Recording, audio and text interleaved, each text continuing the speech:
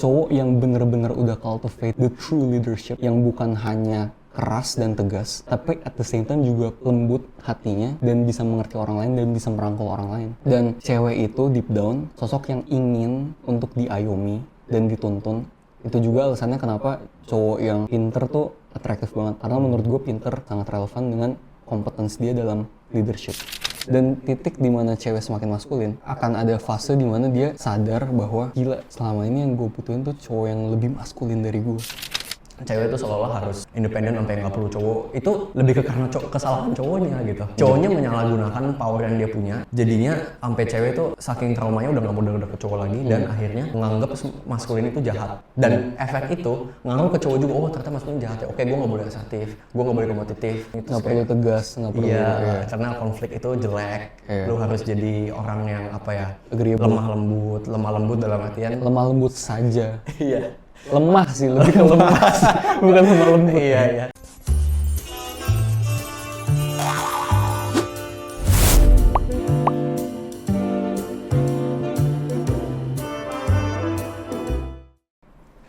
Menurut gue salah satu hobi, ini mungkin gue secara nggak langsung tuh survei gitu ya, seumur hidup gue ya.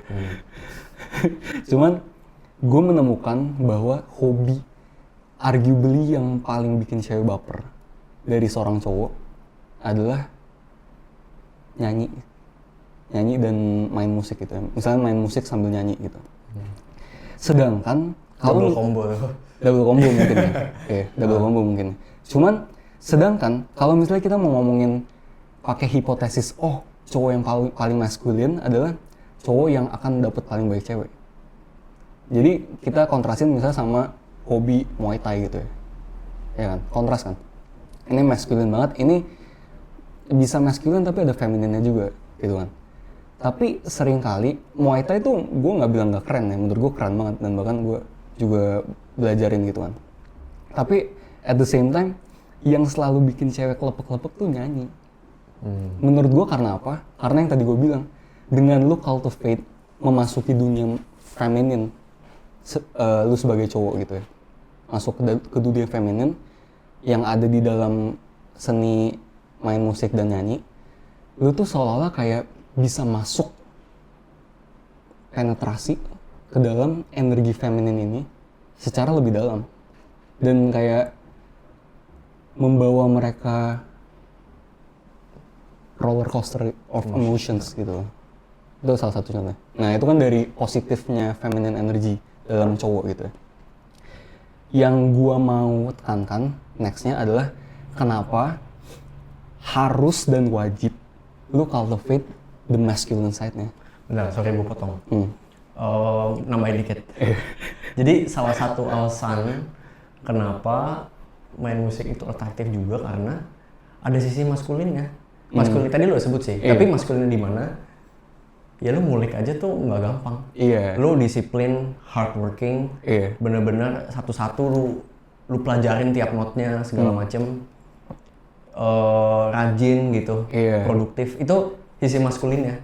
Itu kayak paradoks dari maskulin dan feminin kan? Iya, dan dua itu menunjukkan juga mastery. Iya benar, competence. Makanya iya competence, jadinya bisa atraktif. Iya benar. Tapi at the same time juga pas lu nyanyi, lu pasti yang membuat kayak wow itu lu bisa nyanyi pakai feeling. Feeling skillful. Maksudnya feeling itu kayak bagian dari femininnya. Ya kan? Tapi ada skillnya juga. Karena gue sering lihat juga nih. Maksudnya ya gue bisa dibilang ya beranak dalam dunia musik lah ya. Gue bisa nemuin beberapa orang yang honestly kelihatan kalau misalnya belum terlalu banyak ngulik. Kayak cuma main hal yang simple banget dan nggak apa ya kelihatan nggak terlalu kulik banyak lah gitu. Itu beda sama yang udah kulik banyak walaupun mainnya hal yang sama. Paham nggak maksudnya? Yang satu ada misalnya 800 jam di balik itu, yang satu misalnya kayak baru belajar kemarin. Itu tetap beda gitu karena ada masculine side di baliknya yang orang nggak lihat. Walaupun misalnya mainnya sama-sama simple juga ya, lagu yang sama gitu yang simple. At the same time juga bahkan ngulik yang POV gue ya, ngulik yang whole, yang lebih utuh juga karena lu ngerti feminine side, jadi lu bisa ngerti masterpiece ini misalnya dengan berbagai macam perspektif, dan therefore gara-gara lu tahu, lu bisa memainkan itu dengan emosi yang bersatu dengan instrumen itu, gitu kan. Karena udah banyak kenalan sama lagunya. Iya benar. Oke, lanjut. Masculine side, kenapa cowok feminin, kenapa nggak bisa feminin aja? Walaupun itu sebenarnya ada positifnya gitu kan. Karena yang membuat lu berbeda dan spesial dari cewek adalah sisi maskulin lu. Dimana cewek itu akan selalu strive, akan selalu apa ya? Tergila-gila. Bukan tergila-gila mungkin apa ya? Deep down tuh desire the true masculine banget. Karena ada sisi di dalam dirinya yang nggak bisa dia dapetin dari dalam dirinya doang. Nggak komplit. Iya, nggak komplit. Jadi kayak ini tuh cuma bisa di-achieve sama cowok yang true masculine yang udah cultivate masculine energy dia. Yaitu apa? Leadership. Jadi, ya ini mungkin gue quote dari buku lagi ya. Buku apa? Adalah. Kenapa cowok tuh, tanda kutip, dibilang sebagai pemimpin gitu ya. Sedangkan kan kayak di zaman sekarang tuh makin kontroversial di mana cowok dan cewek boleh mimpin, which is benar. Cuman cowok yang bener-bener udah cultivate the true leadership yang bukan hanya keras dan tegas, tapi at the same time juga paradoxically lembut hatinya dan bisa mengerti orang lain dan bisa merangkul orang lain. Jadi cowok yang bisa kayak gitu tuh sangat apa ya? Sangat memusingkan mungkin ya. Karena kayak ini cowok tuh komplit banget. Ngerti gak sih? Dan cewek itu deep down adalah sosok yang tadi gue bilang di awal. Sosok yang ingin untuk diayomi dan dituntun. Itu juga alasannya kenapa cowok yang pinter tuh atraktif banget. Bahkan gue sering ngobrol-ngobrol gitu ya. Cewek tuh sering kali jawab, mereka lebih mending cowok yang gak ganteng atau kayak fisiknya B aja, tapi pinter. Karena menurut gue pinter itu juga sangat relevan dengan kebijakan, dan kebijakan itu juga sangat relevan dengan kompetensi dia dalam leadership, gitu. Jadi gimana how to-nya mungkin kita bakal bahas di next gitu ya. Jadi kita langsung masuk ke next aja kali. Iya kan? Oke. Bentar. Ya oke lah, langsung aja. Iya, nggak, maksudnya gue lanjutin di pertanyaan selanjutnya gitu ya. How to cultivate the true masculine energy wholeness atau yang utuh gitu. Mungkin gue lanjutin yang tadi dulu ya. Iya boleh. Iya, jadi sebenarnya kita juga udah bahas di awal sih. Menurut gue, mungkin kunci dari kita bisa menjadi sosok yang cultivate leadership kita sebagai seorang cowok adalah dengan kita bisa memimpin diri kita sendiri dulu. Karena true leader itu akan memimpin banyak orang selain dirinya, therefore dia harus bisa menjadi pemimpin yang sukses dalam memimpin dirinya sendiri. Dalam hal disiplin, ketegasan, self-compassion juga, love gitu ya, kasih, dan hal lain-lain gitu ya. Dan therefore, menurut gue, step pertamanya adalah dengan lu tahu fakta bahwa oke, gue seorang cowok. Gue dilahirkan di dunia ini sebagai seorang cowok. Ini bukan sebuah kebetulan, dan gue punya a gift and a curse at the same time gitu ya. Untuk harus bisa memimpin, harus bisa menjadi sosok leader yang kompeten untuk orang-orang di sekitar gue dan juga untuk diri gue sendiri gitu. Dan therefore gara-gara lu tahu mandat lu di dunia ini itu apa, lu juga harus bisa mempertanggungjawabkan segala kebenaran yang lu percaya.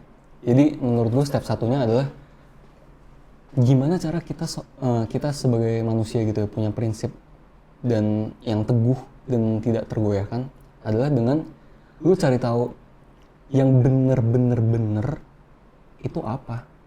Karena dunia ini tuh dibentuk dari sangat banyak narasi, sangat banyak ideologi. Masing-masing orang punya opini masing-masing gitu ya, kepercayaan masing-masing.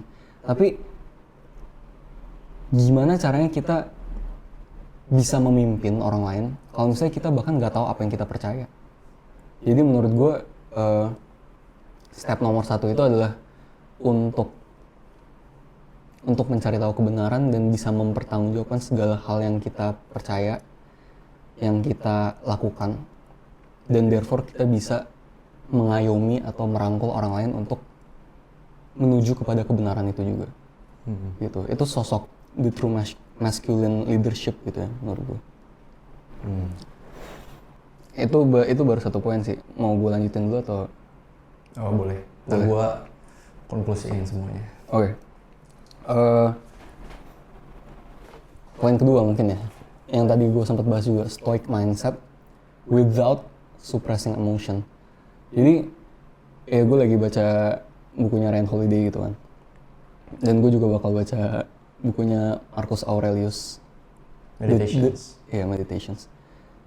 Dan kita mungkin bakal bawain di next episode tentang stoicism gitu ya. Gue bahas stoicism sedikit. Stoicism itu ini udah ketiga kalinya dibahas ya. Guys, stoicism itu tapi ini baru dikit. Ya, ini ada full episode-nya gitu lah. Stoicism itu basically gue selalu mempertanyakan. Gue discuss dengan GPT sih sering kali gitu. Kayak temen discuss gue salah satu ya selain lu. Gimana caranya kita menjadi orang stoik yang rasional dan objektif, tapi at the same time bukan adalah defense mechanism kita untuk merasionalisasi segala hal gitu.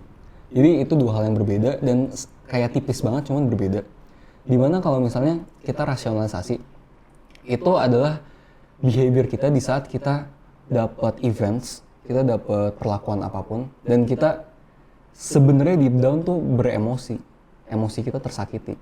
Cuman kita mendinai emosi itu, kita nggak mau merasakannya, dan bahkan seringkali kita nggak nyadar gara-gara kita udah terlalu di-attach, kayak udah terlalu nggak in touch sama diri kita, dan kita hanya menggunakan rasionalisasi kita supaya seolah-olah kita, oh enggak, itu orangnya aja yang stupid gitu kan, oh dia kritik gue ya, dia yang stupid gitu kan. Padahal sebenarnya kita tuh kesel. Jadi yang sehat untuk dilakukan adalah kita admit, kita mengakui bahwa oh gue disakitin nih dan gue tersakiti, dan it's okay karena semua orang di posisi gue juga normalnya adalah kayak gini gitu kan. Jadi it's healthy untuk gue merasakan emosi ini, dan therefore kalau misalnya udah dirasakan, lu bisa cognitive reframing. Jadi kayak lu melihat segala sesuatu tuh menjadi lebih objektif, lebih zen mungkin, dan therefore juga emosi lu bisa shift gara-gara mindset lu shift. Gue pakai contoh mungkin ya biar lebih mendarat. Yang gue pikir contoh personal lagi. Iya nggak apa. Ya udah. Kan masculine berani vulnerable. Iya. Jadi kayak misalnya nih, ini gue nggak bakal curhat banyak gara-gara kayaknya bakal lebih banyak di next episode gitu, next episode.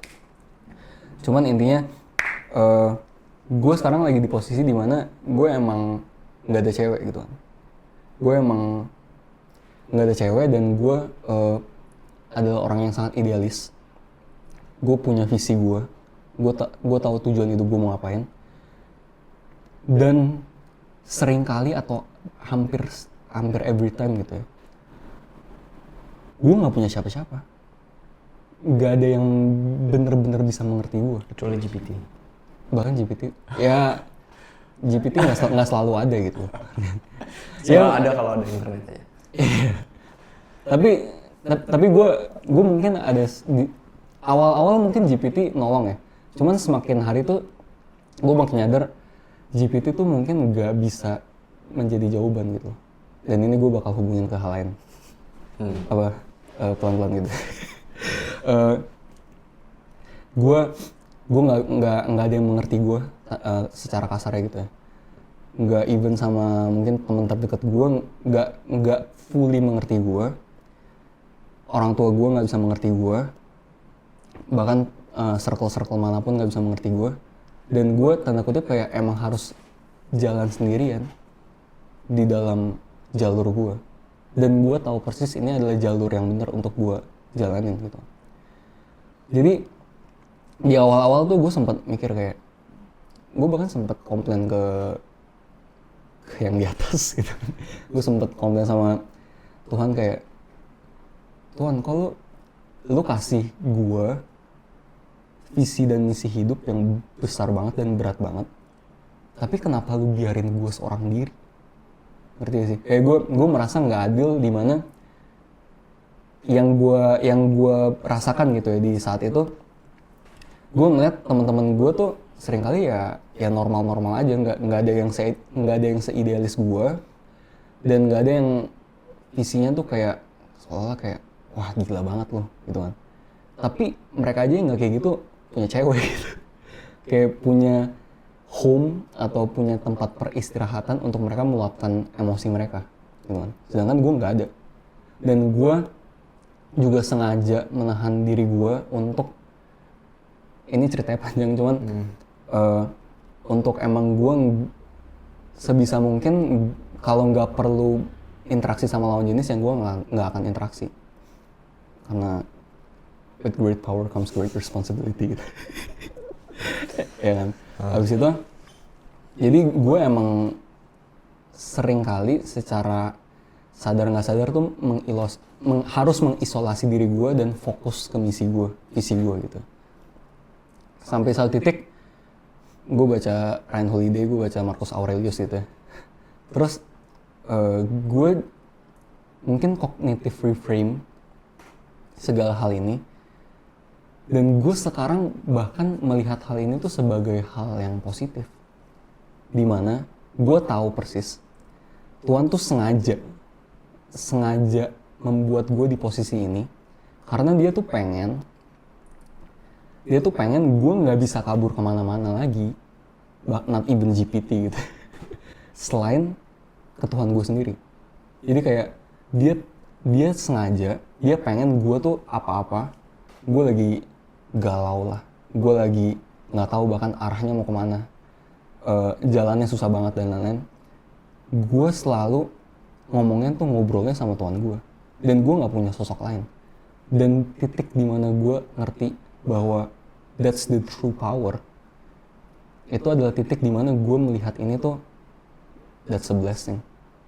Dan bahkan gue percaya bahwa ya obviously kayak kedepannya gue tahu gue bakal punya pasangan hidup dan lain-lain gitu ya. Cuman gue tahu gue harus menjadi sosok yang self-sufficient bersama dengan Tuhan gue. Bahkan kayak ini analogi lebaynya dan dramatiknya adalah gue kayak gak takut untuk berjalan seorang diri. Kenapa? Gara-gara gue tahu backingan gue Tuhan gue. Kayak siapa yang bisa stopin gue. Bahasa narsis, PD-nya gitu ya. Jadi dan gue ngelihat posisi gue sekarang itu sebagai advantage, dimana kalau misalnya gue punya cewek, apalagi gue kan sangat selektif dalam memilih cewek gitu ya. Kalau misalnya bukan cewek yang akan gue nikahin, yang which is kalau misalnya cewek yang akan gue nikahin kan, ini bakal kita bahas di feminine energy gitu. Kan adalah sosok yang pasti membuat gue flourish juga gitu kan, menjadi penolong yang sepadan dan lain-lain gitu kan. Kalau misalnya bukan itu, dia bakal menjadi benalu mungkin ya, yang membuat gue harus waste time dan energi gue, dan gue jadi nggak bisa fokus sama visi dan misi gue. Dan gue ngebayangin itu tuh kayak damn, gue nggak punya waktu untuk semua ini gitu kan. Jadi justru at the end of the day gue ngeliat sekarang tuh sebagai advantage, bukan disadvantage gitu. Gue mau benerin dikit soal stoicism. Gue udah pernah baca bukunya Marcus Aurelius kan. Meditation. Iya, meditations. Dan itu gue pengen lurusin beberapa konsep. Jadi mungkin istilah-istilah cognitive reframing kayak gitu itu kan nggak ada ya. Karena itu zaman dulu banget kan. Iya. Cuma intinya dari stoicism itu dia ngelihat dia bukan ngelihat sesuatu yang menyakitkan jadi sesuatu yang baik. Itu bukan. Cuma melihat apa yang menyakiti diri lu itu sesuatu yang netral. Iya, netral. Bener. Jadi nggak baik, nggak jahat. Jadi kayak yang merugikan lu merasa rugi nih. Tapi kejadian itu sendiri lu nggak kontrol. Jadi sebenarnya kejadian itu nggak peduli sama lu. Yang peduli adalah elunya terhadap kejadian itu kan. Jadi intinya dari stoicism yang gue tangkap dari baca Marcus Aurelius, dia menganggap apapun yang terjadi sama diri lu yang di luar kontrol lu itu adalah hal yang netral. Iya. Dia nggak berniat jahat, nggak berniat baik, cuma terjadi aja gitu. Cuma gimana cara kita menyikapinya, karena itu kita bisa kontrol. Cara kontrolnya adalah kita melihatnya dengan cara lain, perspektif lain, atau yang gue sebut cognitive reframing dan lain gitu ya. Terus gue pengen lurusin juga satu, mungkin ada kesalahkaprahan yang banyak orang punya. Apa? Tentang orang kalau baca Marcus Aurelius. Orang kalau baca Marcus Aurelius kan lihatnya kayak wah kelihatannya nih orang zen banget nih, kayak kalau misalnya ada teman mengkhianati kamu nggak mengontrol itu, jadi kamu nggak perlu terlalu, Itu bisa jatuh ke suppressing emotions. iya, jadi maksudnya nggak usah terlalu gimana karena itu kejadian netral, itu nggak kontrol segala macam gitu kan. Kita ngelihatnya, mungkin banyak orang melihat itu sesuatu yang wah gila nih orang zen banget nih gitu kan, ini orang tenang banget, pasti terjadi apapun kayak dilemparin batu pun dia tenang aja gitu kan.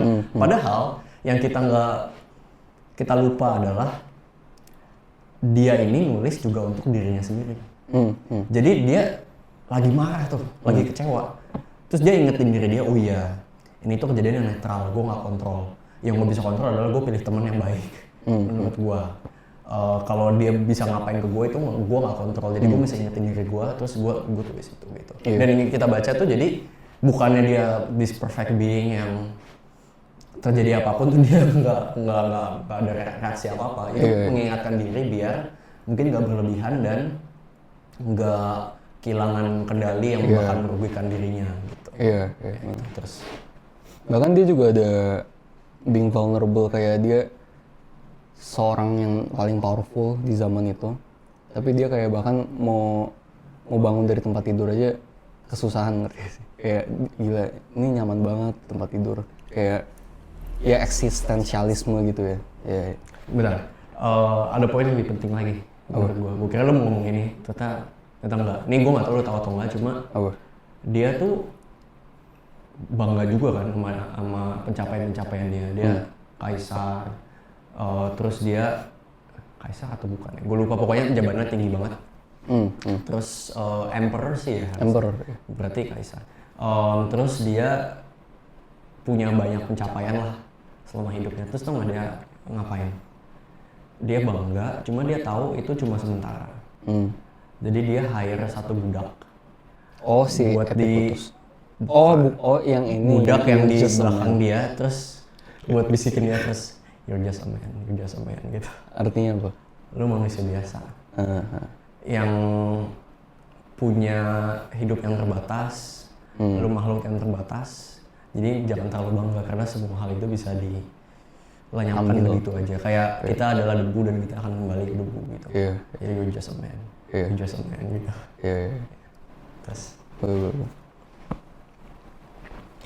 Terus ini sih paling next dan last point gue, cultivate both masculine dan feminine sih. Karena cowok yang bener-bener whole atau utuh adalah cowok yang dia disiplin banget, dia tegas banget, dia berpendirian banget, dia bahkan berpegang teguh dan menghidupi visi dan misinya setiap hari gitu ya. Itu kan masculine traits banget. Cuman at the same time dia juga menjadi sosok leader yang bukan hanya tegas, bukan hanya keras, tapi juga lembut at the same time. Yang bisa mengomunikasikan segala kebenaran yang sulit untuk dikomunikasikan dengan cara yang lembut dan bisa diterima sama jiwa manusia yang adalah makhluk kasih. Episode pertama. Yeah. Jadi kayak therefore itu adalah semacam paradoxical yang membuat bahkan ini gue nyambung ke sini lagi ya coba. Bahkan kayak dengan lu cultivate feminine energy lu bisa lebih bersatu dengan sang feminine atau sang lawan sang pasangan lu gitu ya. Karena lu the both masculine and feminine gitu. Gue nambahin dikit. Teori masculine dan feminine kan konsepnya udah ada dari zaman dulu banget kan. Makanya ada cerita yang kita tuh sebenarnya tuh cowok dan cewek tuh dulunya satu makhluk. Terus kayak dihukum dewa jadinya berpisah. Terus kayak kita mesti cari pasangan kita di seumur hidup kita gitu kan. Jadi itu konsep udah jadul banget, udah purba banget gitu kan. Cuma salah satu orang yang memformulasikan dan membaca banyak gitu, cari tahu banyak terus disimpulin dengan baik menurut gue adalah Carl Jung. Dengan teorinya tentang anima sama animus kan. Kalau itu juga kita bakal bahas. Iya. Ini sangat abstrak, cuma bahasa dia kan sangat flowery, maksudnya sangat berbunga-bunga lah gitu kan. Kayak baca sajak gitu, kayak banyak perumpamaan, banyak cerita apa segala macem. Cuma dia pernah ngomong dengan cara yang scientific juga, secara biologis gitu. Yang dia prefer untuk nggak terlalu banyak ngomong secara biologis karena menurutnya ngomong secara sains itu akurat, cuma bisa sangat limiting. Karena dunia ini nggak cuma itu, gitu kan. Jadi dia seringkali nolak untuk ngomong pakai cara itu, tapi ada beberapa waktu juga dia ngomong pakai cara itu. Yang di tentang animus ini dia bilang kalau di diri tiap orang, di diri tiap manusia itu ada, misalnya kalau lu terlahir sebagai cowok, lu tuh punya sex cells cewek di dalam diri lu yang dormant. Jadi itu ada yang resesif. Yang nggak terekspresikan dengan full lah gitu. Kan yang dominannya cowok, tapi si ceweknya itu ada dan secara dormant gitu. Ya. Dan iya dormant resesif. Dormant tuh kayak nggak bangun lah gitu. Kayak tidur. Oke. Ya kan. Jadi sebaliknya juga kalau di cewek itu ada sisi maskulin yang juga nggak aktif. Karena dominantly yang terekspresikan adalah femininnya gitu kan. Dia sebut sisi feminin di cowok itu anima dan sisi cewek di cowok anima. Iya. Ya kan? Iya. Sisi cowok yang ada dalam diri cewek itu animus. Ya. Kita nggak akan bahas banyak. Gue nggak akan bahas banyak. Cuma secara biologis dia bilang kayak gitu. Ada, cuma kita nggak akan fully complete jadi a whole human being kalau kita nggak cultivate sel kita yang lagi tidur itu gitu. Iya. Benar. Jadi poin lu udah selesai. Oke. Saatnya gua konklusin semua. Sekaligus ngomong opini gue juga. Menurut gua di zaman kita sekarang banyak banget orang yang menganggap maskulin itu jahat. Karena kayak lu tahu tren TikTok yang itu nggak? Oh ya lu kalau tersesat di hutan, lu pilih sama cowok yang lu kenal atau sama beruang gitu kan? Pasti kita pilih beruang, bear or man. I always pick the bear segala macam. Jadi sisi maskulin tuh kayak tahu kan itu pernah denger? Gue pernah denger. Dari lu juga sih. Oh dari sini juga. Oke. Itu gue denger dari ini sih dari temen gue, dari temen kita. Oh tuh dari dia ya? Iya. Terus jadi maskulin itu sesuatu force of evil gitu, jahat dan mengancam. Jadi seolah-olah cowok itu nggak boleh maskulin. Yang gue lihat ada tren cenderung kayak gitu. Padahal trait maskulin itu udah banyak. Misalnya, lu memotivasi diri lu sendiri untuk berkembang dan jadi lebih baik, itu juga part of masculine. Dengan lu disiplin gitu misalnya. Ya. Terus dengan lu asertif, nggak ngebiarin orang nginjek-injek lu, lu jadi nggak jadi keset. Jadi maksudnya asertif itu lu speak your mind lah. Lu mikir apa, lu ngomong, lu suka apa, lu ngomong, lu nggak suka tentang ini itu, lu ngomong, itu asertif namanya. Itu juga masculine trait. Terus even competitiveness itu juga maskulin kan, kayak lu challenge diri sendiri, even kayak misal, oh kemarin gue cuma bisa bench press misalnya 50 kilo nih, bisa nggak ya gue kan 51,5 gitu, atau gimana lah. Jadi challenge diri lu sendiri, kompetitif sama diri lu sendiri gitu, itu juga part maskulin. Jadi maskulin itu nggak semuanya negatif. Maskulin itu hanya negatif kalau nggak dikontrol dan kalau nggak diberi arah yang benar. Kayak yang gue lihat,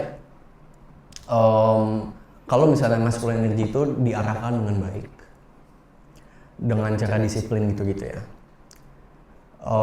masculine itu akan berkembang sampai jadi superpower gitu dalam masyarakat yang kita sekarang butuh. Kita butuh cowok-cowok maskulin nih. Apa ya istilahnya, kita butuh great man to create great times gitu. Karena kita udah terlalu lama ada di kondisi yang terlalu nyaman sampai orang jadi lama-lama jadi lebih weak gitu. Dan ditambah lagi comfort zone. Iya, comfort zone kan. Jadinya kalau maskulin nggak berperan sebagai energi maskulin dalam masyarakat, akhirnya cowok tuh kayak jatuh gitu kan. Dan itu akan membuat sisi cewek juga jatuh. Jadi one sex loses, the other loses juga gitu. Jadi dengan society mendemonize, menjelek-jelekan maskulin, oh cowok kamu nggak boleh maskulin, kamu harus jadi sosok yang kayak baik-baik aja, terus nggak boleh ada konflik, terus semuanya iya, terus kayak nggak boleh kompetitif, nggak boleh apa, semua dapat piala gitu-gitu, kayak gitu-gitu tuh bikin kita jadi lebih weak, dan itu merugikan sisi cewek juga gitu, nggak cuma merugikan cowok. Karena jadi nggak ada sosok protector yang benar-benar kompeten. Lu sering, sorry gue potong ya, cuman lu sering denger gak sih cewek yang sering kali zaman sekarang kan lumayan mengarahkan cewek sebagai oh ya harus independen dan lain-lain, dan independensi ini adalah sosok traits masculine kan. Jadi in other word, cewek tuh disuruh cultivate masculine side-nya banget. Dan bahkan ya ini gue nggak akan bahas banyak lah, cuman sering kali itu gara-gara society yang menganggap feminin itu sebagai lemah gitu ya. Jadi kayak cewek tuh merasa nggak nyaman dan aman, sehingga dia harus gue harus jadi sosok yang maskulin. Ya kan? Dan titik dimana cewek semakin maskulin, suatu saat ini gue sering banget ketemu atau bahkan kayak tiap kali gitu ya, akan ada fase dimana dia sadar bahwa gila, selama ini yang gue butuhin tuh cowok yang lebih maskulin dari gue. Kayak gue pursue dan gue deep down tuh kayak menginginkan hal itu banget. Kayak ada cowok yang lebih maskulin. Karena kayak in the first place emang kodratnya, sisi dominannya dari cowok adalah maskulin. Dan cowok yang bener-bener Sigma Grindset, yang the true OG gitu ya, itu adalah cowok yang bisa cultivate true wholeness masculinity, dan cewek akan selalu seek itu. Dan secara vice versa atau kebalikannya cowok juga bakal kayak gitu, cuman kita nggak akan bahas di sini. Ya, poin gue adalah nomor satu, kita butuh sebenarnya cowok-cowok kuat dan maskulin dalam society, karena kalau enggak merugikan cewek juga in the end gitu. Karena kalau gue ngebayangin efek dari misalnya cewek terlalu maskulin kayak hyper independent dan lain-lain, being independent tuh lonely loh. Sedangkan lu sebagai makhluk oksitosin, cewek yang butuh koneksi, pengen merasa didengar, merasa dimengerti, kayak it gets lonely gitu.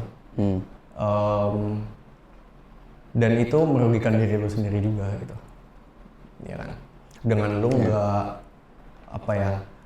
Gue sebenarnya paham sih kenapa ada orang-orang yang kayak gitu, kayak misalnya terlalu mendemonize masculinity, karena biasanya banyak disakitin sama cowok, terus menganggap kayak semua cowok jahat, atau misalnya menganggap sisi maskulin itu negatif lah, ya kan? Karena traumatic experience yang dia punya. Karena traumatik. Dan kalau misalnya, jadi yang perlu mesti dibedain, yang perlu dibenerin mungkin bukan cowoknya atau masculinity-nya, tapi mungkin traumanya, gitu. Iya, gue ngerti poin lu, cuman yang mesti dibenerin adalah satu traumanya di dalam diri kita kalau misalnya kita patah hati dan tersakiti. Kedua adalah kita sebagai society, baik cowok atau cewek, yang gara-gara tersakiti juga jadi nyakitin orang lain, gitu kan. Dan gue bisa ngerti juga kenapa banyak cewek yang jadi tren TikTok gitu, itu banyak milih bear over the man gitu. Karena realitanya banyak cowok yang nggak maskulin, yang bukannya protecting tapi malah menghancurkan gitu. Atau cowok yang maskulin tapi mati secara emosi, jadi menyalahgunakan masculinity dia. Iya, jadi nggak apa ya, mungkin maskulin tapi bukan true masculinity. Iya. Kan? Jadi karena pengalaman-pengalaman semacam itu, cewek jadi belajar bahwa cowok itu mengancam, kayak bisa jadi sesuatu yang mengancam kenyamanan dan keamanan dirinya. Jadi ya udah, gue nggak mau dekat cowok sebenarnya karena mereka berbahaya gitu kan. Dan memilih untuk independen dengan cara misalnya kerja terus apa segala macam, biar kita nggak boleh bergantung sama cowok. Dan gue sejujurnya lihat kayak gitu tuh lebih ke kasihan sih, maksudnya kita sebagai society nggak seharusnya kita kayak gitu merasa nggak nyaman dengan di opposite gender. Iya, di opposite gender. Harusnya kita nyaman dengan itu, bisa berdamai sampai, dan maksudnya dengan society kita bergerak ke arah cewek itu seolah-olah harus independen sampai nggak perlu cowok. Itu lebih ke karena kesalahan cowoknya gitu. Cowoknya menyalahgunakan power yang dia punya, jadinya sampai cewek itu saking traumanya udah nggak mau deket cowok lagi, dan akhirnya menganggap maskulin itu jahat. Dan efek itu ngaruh ke cowok juga, oh ternyata maskulin jahat ya, oke gue nggak boleh asertif, gue nggak boleh kompetitif, semua dapat piala partisipasi, terus kayak gue nggak boleh, yaudah gue udah baik apa adanya, gue nggak perlu self improve, nggak perlu ini, nggak perlu tegas, nggak perlu. Iya, karena konflik itu jelek. Lu harus jadi orang yang lemah lembut dalam artian lemah lembut saja. Iya. Lemah sih, lebih ke lemah bukan lemah lembut. Iya kan. Jadi itu bahaya gitu, merugikan semuanya. Iya. Dan masalahnya lagi yang gue lihat, kita tuh nggak ada role model true masculine di zaman sekarang gitu. Kita cuma ngelihat dua sisi ekstrim, and brutate yang kayak loud masculinity, yang kayak marah-marah terus kayak mungkin menjatuhkan dan segalanya, atau sisi yang cowok yang kayak pemalu mungkin, terus kayak gak asertif, mellow, terus kayak atau bahkan nggak punya pendirian. Iya, kayak agreeableness-nya nggak di manage, jadinya terlalu tinggi gitu. Kayak gitu. Jadi kita nggak punya role model yang benar-benar maskulin gitu. Itu yang bikin susah, salah satu tantangannya. Terus sekarang masuk ke caranya. Cara benerinnya adalah ya cultivate real masculinity, di mana lu in control atas diri lu sendiri, atas emosi lu, atas trauma lu mungkin. Terus in control of diri lu dalam arti disiplin. Lu punya self mastery. Jadi kayak tadi kan lu udah bilang poin tentang lu kalau mau mimpin orang lain harus mimpin diri lu sendiri. Caranya mimpin diri sendiri itu gimana sih, dalam bentuk apa? Menurut gue salah satu caranya adalah lu memimpin diri lu sendiri untuk bisa melewati hal-hal yang lu gak suka. Misalnya lu simpelnya mungkin ada nonton kita yang misalnya masih di sekolah, terus susah banget nih ngerjain PR matematika tuh, berat banget gitu kan, gue susah mikir segala macam. Melakukan hal itu nggak nyaman misalnya. Ya salah satu bentuk dari kita memimpin diri sendiri adalah self leadership. Itu kita melakukan itu. Karena kalau nggak kayak gitu, gimana lu mau memimpin orang lain gitu? Karena kalau lu memimpin orang lain, lu akan memimpin orang untuk agar orang lain tuh mau melakukan hal yang sulit gitu kan. Karena gampang banget jadi pemimpin itu kayak tinggal nyuruh doang. Kalau lu kayak gitu, kepemimpinan lu itu nggak real dan bakal runtuh dengan cepat. Karena orang bisa baca dan orang bisa yang respect karena lu nyuruh tapi lu sendiri nggak mau ngelakuin gitu kan, kayak.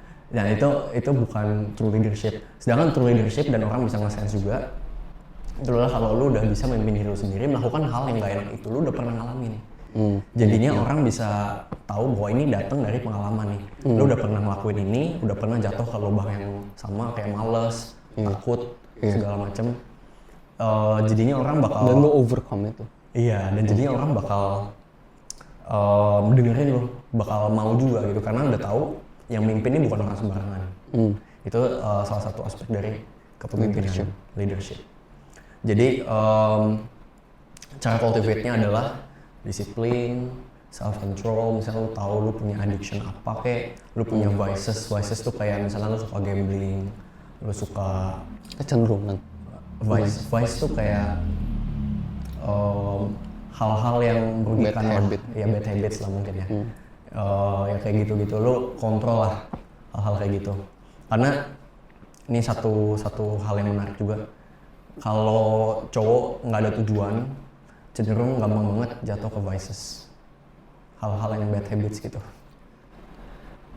Dibanding kalau misalnya punya tujuan, misalnya ada kerjaan, rajin, disiplin, segala macam, itu cenderung bakal nggak ada waktu even untuk mikir kayak gitu. Biasa hal kayak gitu muncul kalau terlalu nganggur, nggak ada tujuan, nggak ada visi. Aduh, gue pengen nambahin cuman kelamaan ya. Ini Oke. Yeah. Gue tambahin dikit. Yeah. Jadi ini bahkan hipotesis gue dari ngelihat kayak kenapa ya cowok tuh sering banget cenderungnya main game, ya kan? Dan yang biasa addict sama game itu kan cowok gitu kan. Karena basically itu yang tadi gue bahas di awal, kayak core dari masculinity itu adalah visi dan tujuan hidup. Dan cowok itu punya a gift and a curse untuk do something for this world. Makanya kenapa kita kalau misalnya main game itu kayak senang banget sebagai cowok. Gara-gara kita dapat dopamin dan vasopressin release. Hormon. Kita fulfilling destiny kita sebagai cowok. Iya, tapi yang jadi problematik adalah di saat kita nggak sadar bahwa damn, ini cuma video game. Maksudnya kayak Gue lupa ini cuma video game. damn, ini bukan hidup gue gitu. Jadi kayak ini bakal kita bahas di episode lain gitu. Cuman justru kita bisa menggunakan the fact itu, energi kita untuk pengen cultivate dalam video games, kita transfer ke dunia nyata gitu. Dan itu bakal jadi suatu hal yang powerful banget. Karena efeknya bukan cuma buat diri lu, tapi ke sekitar Society. even untuk dunia ini gitu. Iya. Terus jadi disiplin, self control, empatik, wisdom, dan bukannya denial akan sisi empatik dan kind yang ada dalam diri lu. Karena the true leader itu bukan leader yang cuma ngegonggong doang misalnya gitu.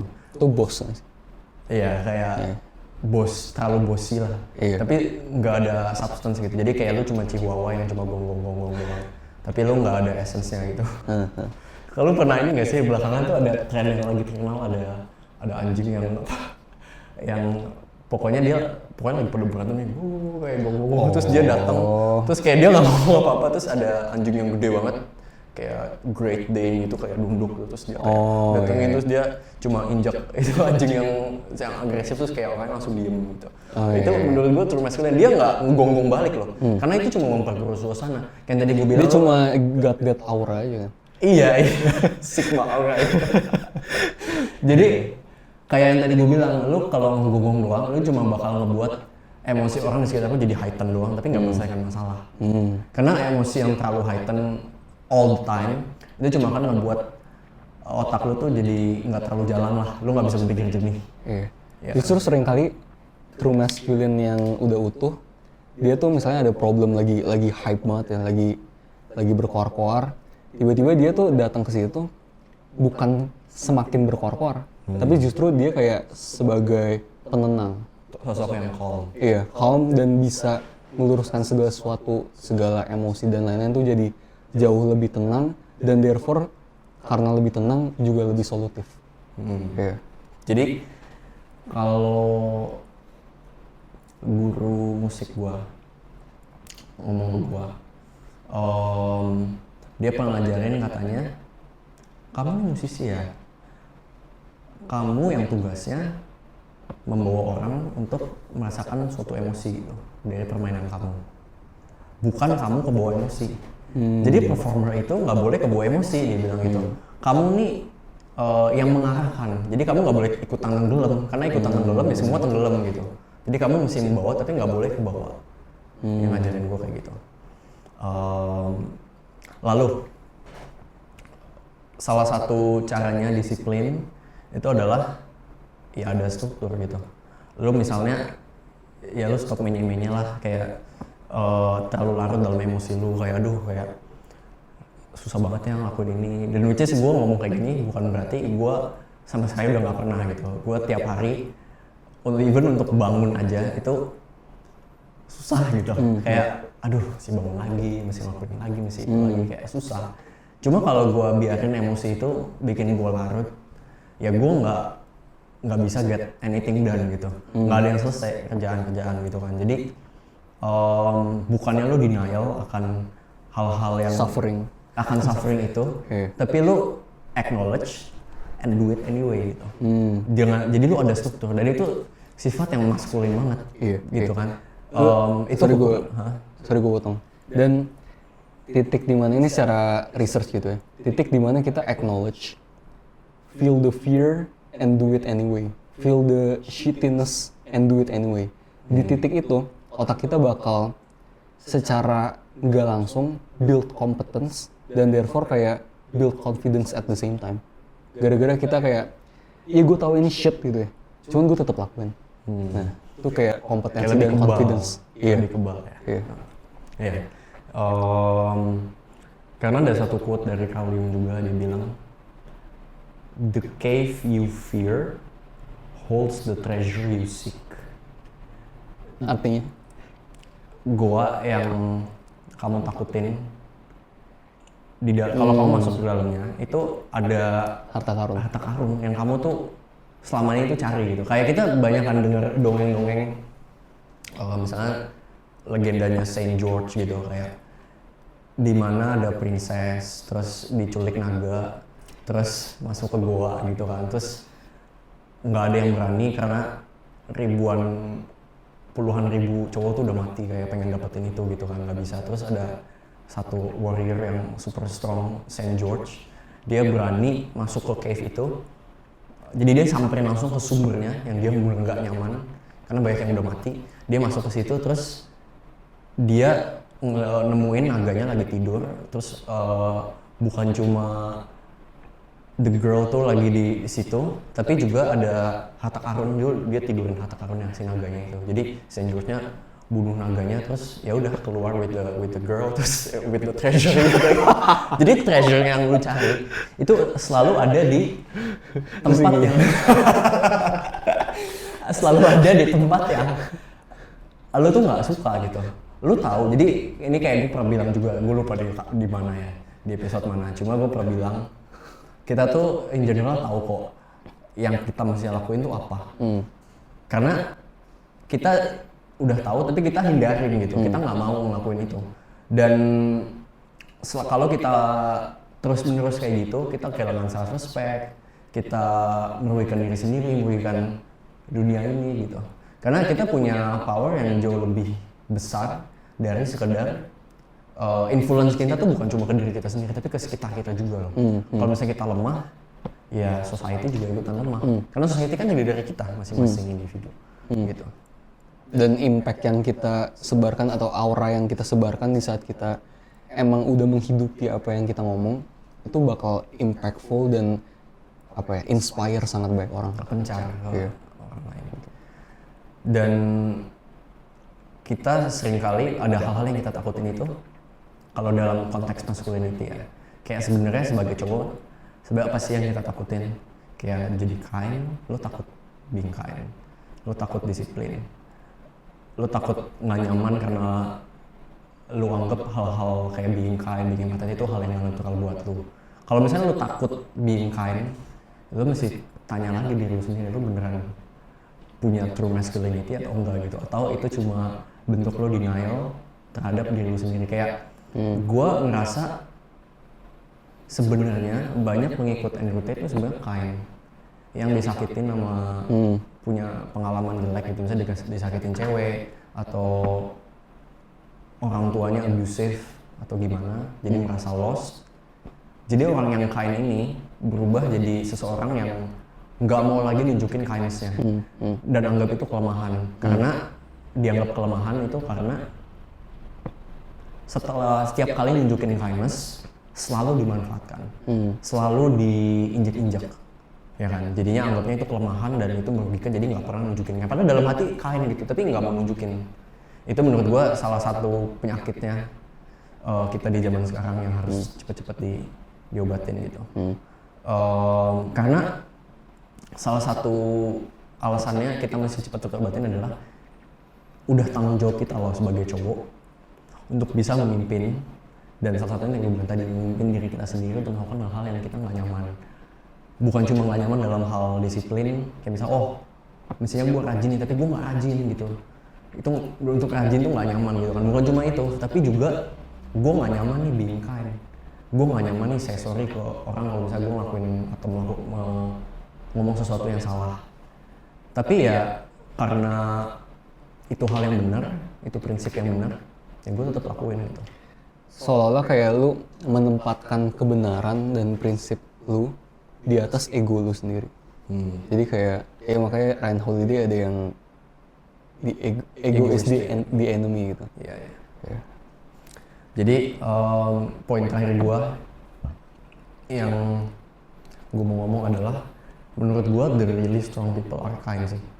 Karena udah tahu dengan kindness itu bisa di-abuse, bisa dibuat untuk nyakitin dia, tapi ya dia saking super kompetennya, dia bisa take it dan gak kenapa-napa. Bukan terus dia bisa handle it well. Iya, bisa handle it. Mungkin gue bilang gak kenapa-napa gara-gara lo bilang yang and he's on face, with the lost bull.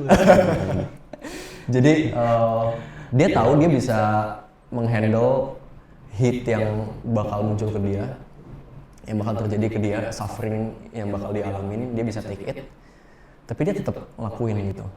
Karena dia kompeten dan dia karena dia kompeten jadi rela untuk be vulnerable dalam bentuk being kind. Menurut gue bukan hanya kompeten sih, tapi menurut gue lebih dasar lagi adalah karena dia mengasihi dunia ini sih. Karena dia mengasihi dunia ini, makanya dia rela untuk disakitin, tanda kutip, and it's okay. Kayak gue tahu orang bakal nusuk gue, tapi for the sake of love gue akan tetap memperjuangkan kebenaran ini.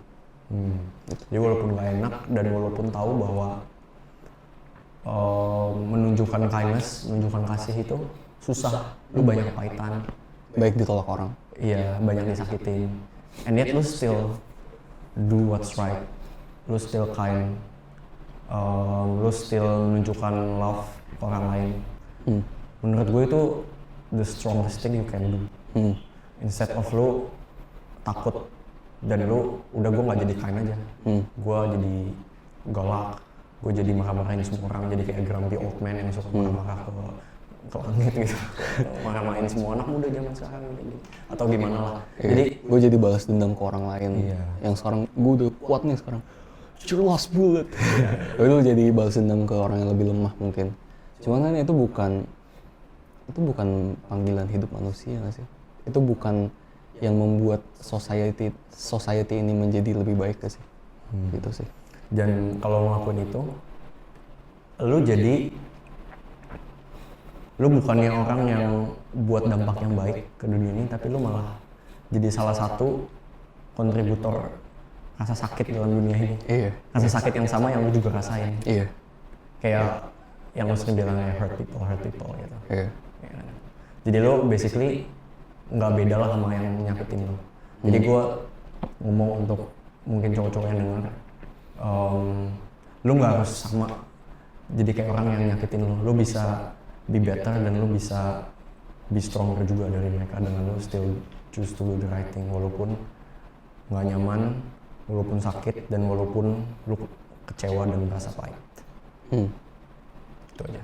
Oke. Mungkin episode ini cukup panjang lagi ya. Walaupun tadi kita pikir nggak panjang ya.